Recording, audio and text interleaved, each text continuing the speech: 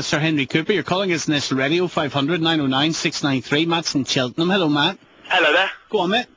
Well, basically, I personally, I know I'm sort of going to get berated for this by varying people who listen to the show.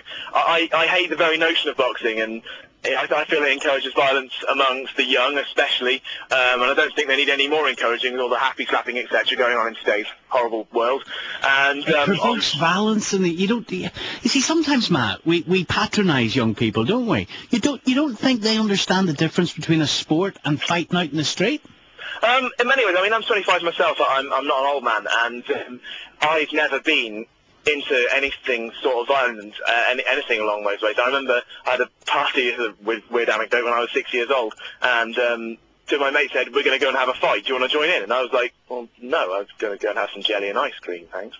So since an early age, I've always been that way. And the very notion, I know you're talking about the idea of bringing it back in schools. I mean, fair enough when it was a fair fight, and when it was, you know, the classic. I'm just thinking of really long shorts, classic sort of 1920s, 1930s boxing. But in today's modern world, I only feel that the worst can come for it myself. Let me Ben speak to you tonight, Matt, so we can convince you otherwise. Ben calling us from London tonight. Hello, Ben. I just briefly phoned in, just listening to Henry Cooper talking there about bringing boxing back into schools, which I think is actually quite a good idea. And I think there's a world of difference between the happy slapping and, you know, this sort of street violence that you see, and boxing when it's taught in a disciplined, controlled environment. Matt? Yeah, I suppose I can see that. I mean, maybe, obviously, I'm open to all sorts of opinions. I'm quite easily convinced, but I also have a very good gut reaction as a rule. I feel that, to an extent, you are right, in that if they were taught a responsible way, maybe, of fighting, that it might reduce that sort of violence. But you've also got to look at the flip side of the coin, in that if they think that violence is acceptable in any situation, then you do run that risk. Yeah.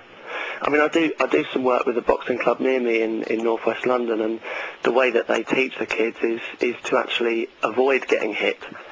You know, they're taught in the ring to move around and actually manoeuvre. But in the context of what we've been talking about tonight, Ben, which is, you know, should boxing be right back into mainstream television? You know, people will sit down and will watch a boxing match on telly in their living room to see the other guy wiped out. Yeah, I guess that is probably what people tune in to see. But I think you can see an art to it. I think you can break it down and see an athlete manoeuvring his opponent into a position that he wants him to be in, and it's not necessarily about spilling blood or knocking the guy out. Come on, the entertainment's in the blood being spilled, isn't it? Sometimes, yeah. That's the entertainment. Sometimes, but sometimes it's also in just being able to pick the right shots, if you like. I don't deny that there's definitely tactics involved, in the same way that I can see Cristiano Ronaldo dance around a ball on the wings for Man United. I can see Joe Calzaghe hit a killer punch. But when you see Cristiano Ronaldo do a step over, he doesn't run the risk of actually killing someone by doing it. That's my main issue. That's another one of my main issues. All right, 0500 909 693, number to call tonight. We're heading to the news again, 12:33.